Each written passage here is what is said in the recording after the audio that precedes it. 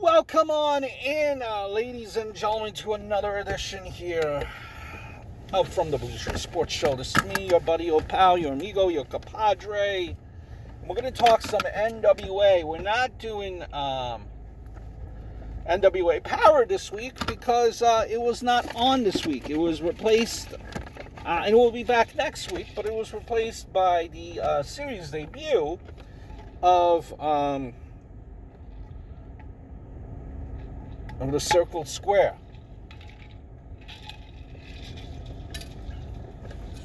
And, what this series is about. This was episode 1. It was about 23 minutes there on my YouTube player. It's about showcasing new talent, and seeing if they have what it takes to make the NWA roster being signed to a contract. And ultimately, how it was presented is that the fans will make the decision. They will have a part in making a decision on who gets something, a contract, who doesn't. So it begins. It's in front of a live studio audience. And it begins. To be a contracted NWA employee. They stress that it's important to be able to cut a promo, get your feelings across. So that plays a part. And as well, you have to be able to showcase your talent in the ring. You have to be able to wrestle.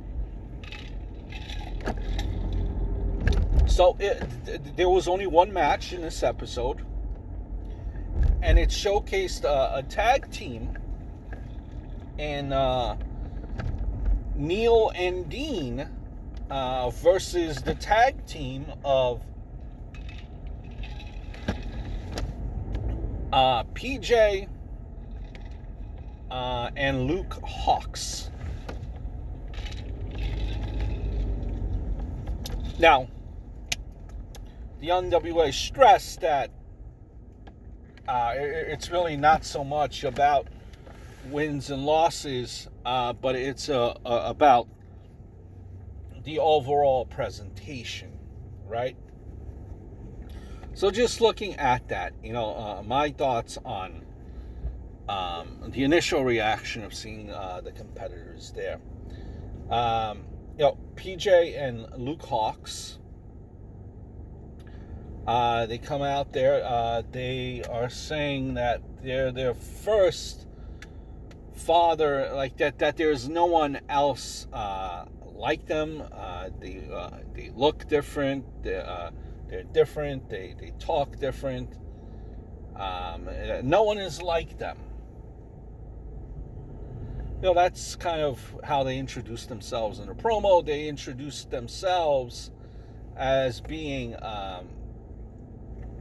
was mentioned, they introduced themselves that they were the only father and son tag team out there. Now, the first thing that came to mind to me, father and son, I think of Billy and Austin Gunn, I believe is the name. Aren't they a tag team? Are they officially a tag team? If you tag once or twice, are you considered a tag team, or just, so you take that up for discussion, for interpretation. I like the fact that both of them did have their lines in the microphone. They both had lines that they said through the microphone. And I think, just this guy's opinion here, my opinion, when you're doing a promo, you have to have, something, you hope that in that promo something is said that will stick out to the audience. And maybe, during the match they will repeat it. So that could be an interaction that you have with them during a match, something that you said from your promo. like a phrase or a word, or something that becomes a catchphrase, something that you could put on a T-shirt that works. So I like that. I like how they said this kind of this tagline, which could be very marketable, which is important to be successful. You want to sell merchandise, you want to make the company money, you want to make yourself additional money as well. You know, it's something to the extent of they're like ABC and XYZ. Whatever they start, they always finish. Okay, so I mean, listen, and the crowd was chanting XYZ, something simple like that. Whether that would stick for months on end, or would it only stick for one match? But at least for that match, fans were chanting XYZ. They cared. They invested. They showed interest. XYZ. XYZ. So I like that. And both of them got on the mic. Both of them didn't stutter. And they delivered, a potential, catchphrase or something to where the fans would, at least for one match, invest their interest into you and cheer and go back and forth with you. And that's important, I think, whether you are a face or a heel. So I like that. I like the jackets that they were in. Kind of had that cool vibe that they had going. But then the ring gear kind of just killed it for me. The ring gear really didn't match the impression or the character that I was getting from them. I was getting the impression of, kind of like this high energy, like this dangerous, this brute tag team, this in-your-face tag team. Like, the gear didn't match for me. The gear was almost like, they had multiple colors, multiple color scheme on their gear. It's almost like the Rockers type of, color scheme that they had on their gear when they were together. And I know PJ is a young kid. Geez, I would probably say maybe 20, 21, 22.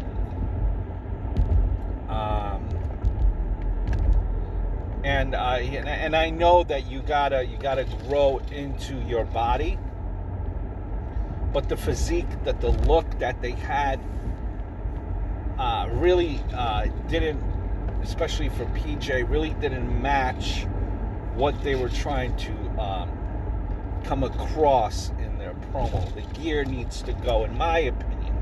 And this is just criticism, because this is, you're looking at the overall package, and the look is part of the package. PJ, again, I know he's a young kid, got to grow into his body, but he kind of looked very scrawny, really didn't look that intimidating to me, in my opinion. You can tell that he maybe has some amateur background in him. He was doing some amateur wrestling. But, he was... he just looks a little bit scrawny for me. And suspension of disbelief is important against, especially that tag team and Neal that he was in there with. Neal and Dean, I believe it is. He looked like he was going to get his ass kicked. He would not have looked like a guy that would be kicking ass, honestly. So that's, my criticism in regards to that tag team. But I like their promo, like the XYZ factor. I like that.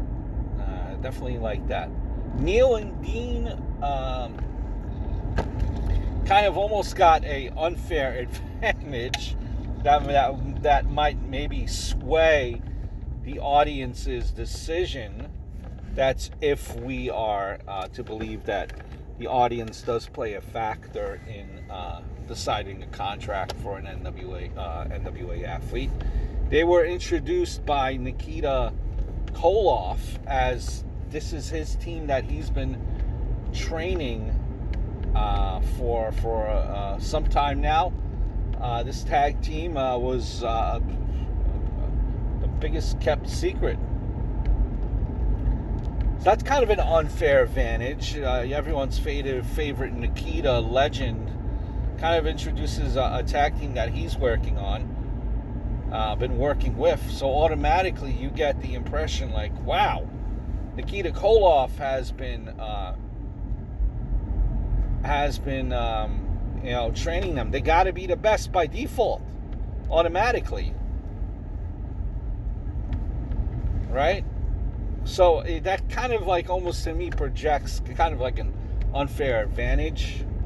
Maybe they could have done without Nikita Koloff being there, right? If you want to keep everything on the simple up and up level playing field. Because if you don't know these two tag teams, right? What are you going to say, like right off the bat, just by default? Well, I think I'm going to go with this this tag team that Nikita trained, because I know that Nikita trained them, so they gotta be good, as opposed to this tag team not being trained by anyone really famous or of the stature of Nikita. So I could have done with Nikita not being out there. Overall, I like the ring gear of Neal and Dean. It's almost like it has, I believe, like this. It had the Anarchy kind of fist in there. They're barrel-chested, like one of these old school, like looking wrestlers. Kind of almost like a little bit of a beer belly, but not really. They look like they could be. They have the look of guys that could be in the local bar for a ring night. Just chugging down beers and eating wings. But they're not overly jacked, but they look like they could kick your ass if you spilled a beer on them, type of thing. So they definitely got the look. And they did a lot of power moves in their presentation. But their promo was rather generic, and only one guy talked. The other guy, correct me if I'm wrong, the other guy did not talk. So we only heard from one guy. What happens if you have to break up the tag team? Is the other guy able to cut a promo? Could it be a viable face or a heel if he's not able to do a promo? Because nowadays promos are very important. We didn't get to hear from him. And the promo that the one guy that did speak, was that a lasting promo, or was it just another? To me, it was another generic promo.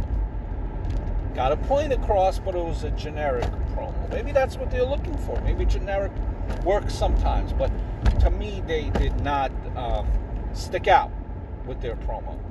The other thing too, okay, especially now that you conveyed to the audience that this tag team was trained by Nikita Koloff.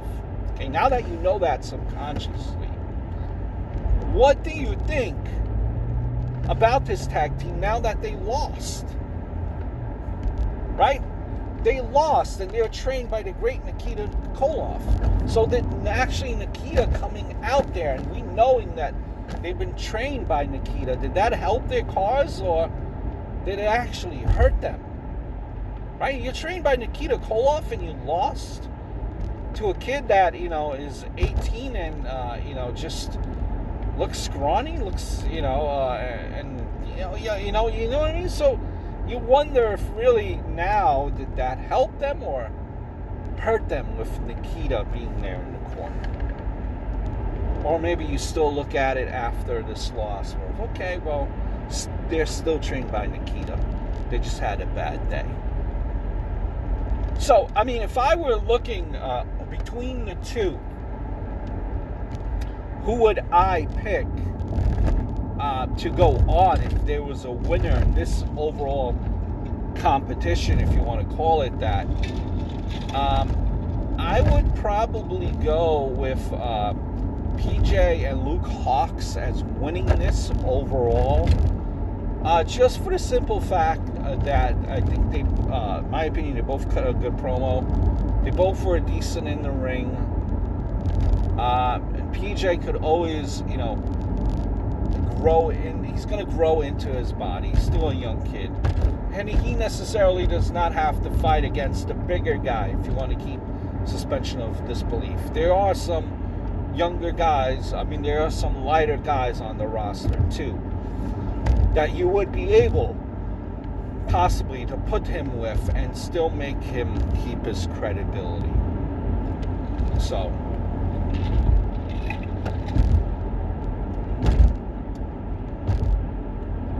it was a good episode. It was short, kept it to the point. It did keep you intrigued. Having that father-son duo, that storyline, how they work together, how the son watched his father travel the world and now he wants to join him. That kept you interested for the time that needed to. And you had Nikita Koloff there, and, he made you care about this team because it's Nikita Koloff. You're going to listen to what Nikita Koloff says. So, I like this series. It's something fresh, kind of breaks up, the every week routine. Not that you really need to break it up. I think it's fine. I'm very happy with Power. But it's good to have a little bit of salt and in your food every once in a while. A little bit of shake up of a few things there. So I liked it. Look forward to NWA Power coming back next week. Hope all is well, guys, and I look forward to speaking to you guys very, very soon.